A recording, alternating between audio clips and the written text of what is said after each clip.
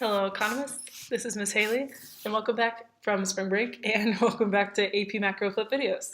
So today we're going to review a few key terms and tools of fiscal policy that relate to federal budgets.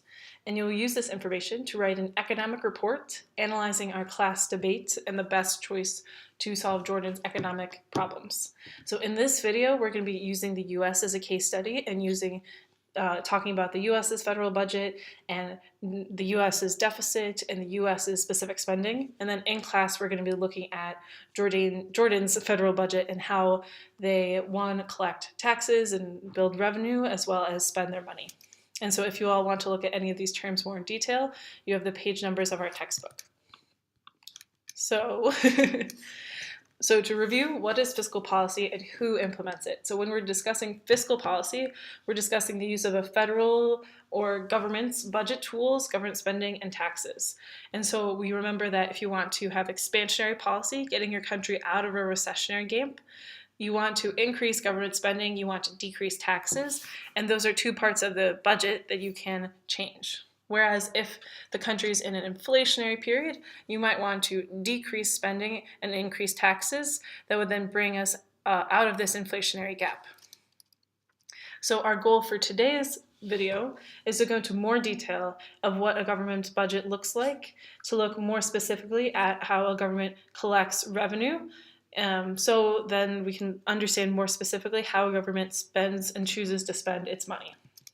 So you all might be familiar with a few of these terms. People definitely use them in our debates this week, but we want to specifically be able to identify what does happen when a government exceeds their budget. So when a government's spending or outlays is actually larger than the revenue, the money that they brought in from taxes, then we have a budget deficit. And what could also happen, but is not as usual in our modern world today, there could be a budget surplus if the revenue brought in by the government is actually more than the spending. And what one of our groups argued in the debate is that to lead to debt reduction, to have less deficits over time, a country could use austerity, which means strict budget regulation, so cutting spending and increasing taxes.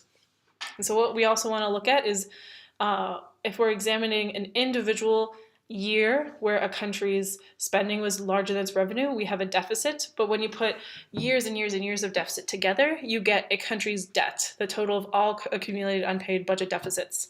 So we're going to look at the U.S. debt clock in class, but this is something you can see in New York, that our national debt, it is always running and it is always accumulating, that the U.S.'s debt in recent history was more than $20 trillion. So again, that's not just one year's budget deficit, but that's multiple years added together.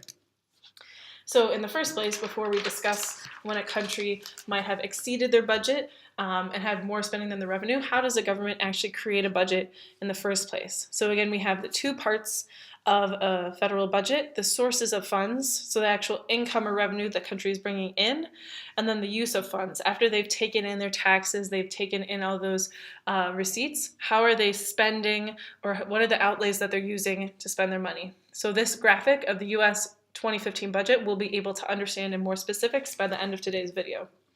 So first, how the government raises revenue. So some money that the government gains as revenue could come from fees of government services. For example, when I was going around with my friend from high school, we went to Petra. She had to buy a Jordan pass, and so I think for those people who are outside of Jordan, it costs maybe 50 or 60 JDs. If you go to Wadi Mujib and you hire a guide, it might cost 10 or 20, and all of that, those JDs are going to the national government.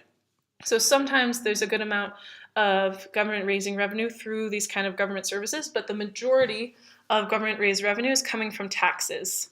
And so this visual will break down specifically two types of payroll taxes, individual income tax and social insurance tax. And those two types of taxes, included with all these other kinds of taxes, are used or taken by the government to then provide multiple kinds of public services. So let's look specifically at payroll taxes. So payroll taxes and income tax. And any payroll tax means that that's money that is being taken out of someone's payroll or someone's income or someone's salary. So if you have a job, a certain amount of that money you get each month is going out for income taxes. And so people with higher incomes pay a higher percentage of their income in taxes. And this means that the country has a progressive income tax system, that instead of there being a flat rate tax or people with less incomes being taxed more, as we see in this visual in the US, those who have the top 1% of incomes are paying 27% of the national income tax, whereas those who have the bottom 50% of incomes, the lowest incomes, are of their tax paying 3.6%. And so other two ways we can measure and kind of compare income taxes is a marginal tax rate. So again, marginal we know means additional. So a marginal tax rate is the tax paid on an individual's next dollar of income. So if we were making 50 JDs an hour, now you're making 51 JDs, what is that individual tax rate paid on that added JD? And then an average tax rate is what we actually see in this image here. So an average tax rate is the total tax paid divided by the amount of taxable income. So here we're only getting percentages, but this saying that the top 5% of incomes are taxed 19.1% of that income, that is an average tax rate. So that means that whatever the tax is divided by their income is 19% of that income. So a second payroll tax that we are going to discuss in detail this week is social insurance tax. So social insurance, at least in the US, specifically talks about Social Security or Medicare programs. And these are kind of programs that money is taken out of an individual's salary, and that money taken from their salary today is intended to benefit that person's life when they become retired. And so when someone is retired, they have built up a retirement fund that they can later use. So the goal of Social Security is that no worker retires with no retirement income, that you're saving along the way, starting in your earliest years when you have a job. So when you become 65 and you become retired, you have a monthly income that comes to you from the government. So specifically in the US, the tax for Social Security and Medicare takes about 15.3% of a worker's pay and is putting it away for the future.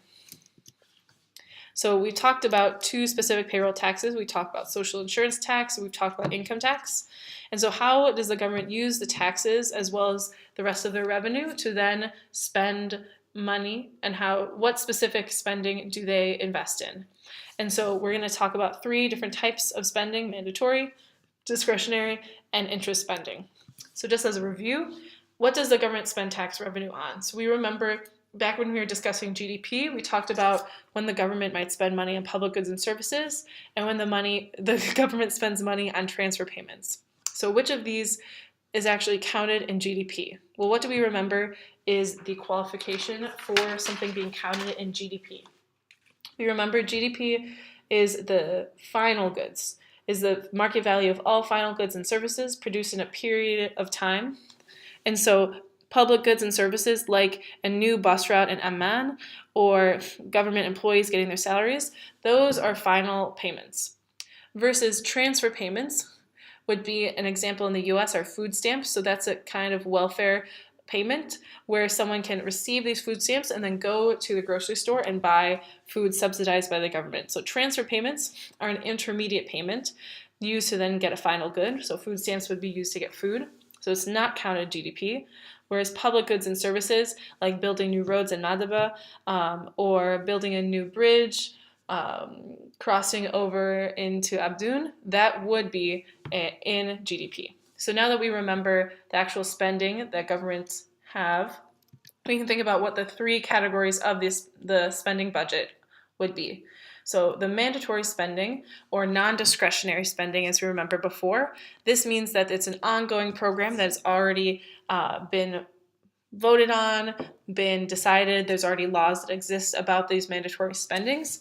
And so they are those kind of spending in place to already protect citizens from a recessionary period.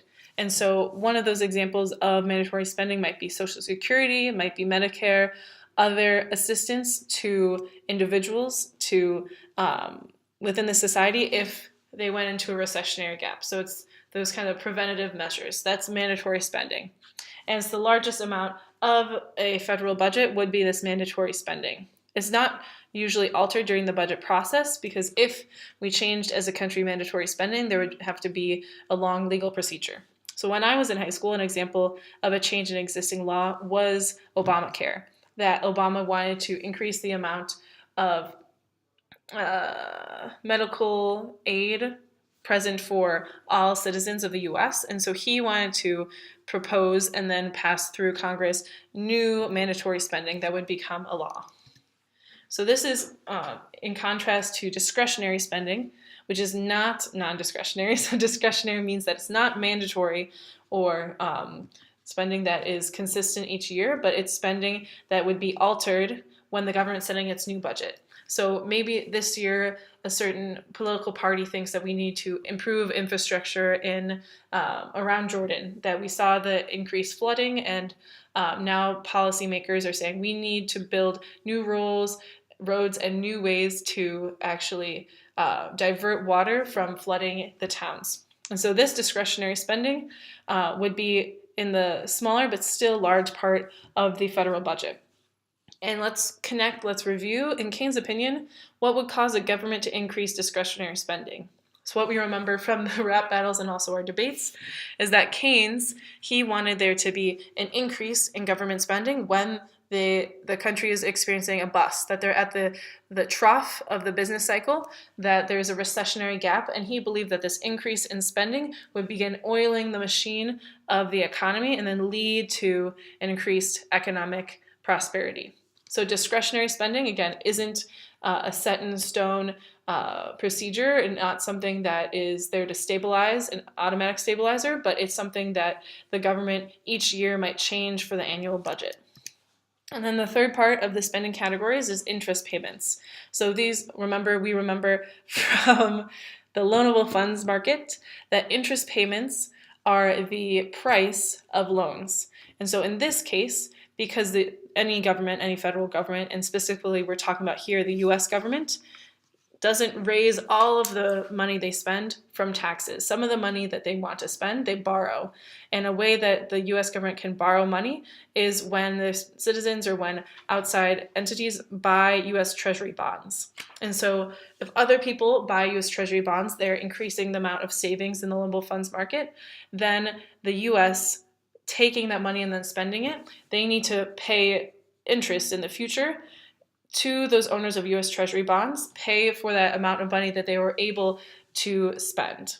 And so these payments aren't going to easily alter, that they have to pay it back as debt to those individuals who bought US Treasury bonds. And so in addition to the mandatory spending and the discretionary spending of a federal government, each year they need to pay back a certain amount of interest on the money that they have loaned out to then spend on public programs.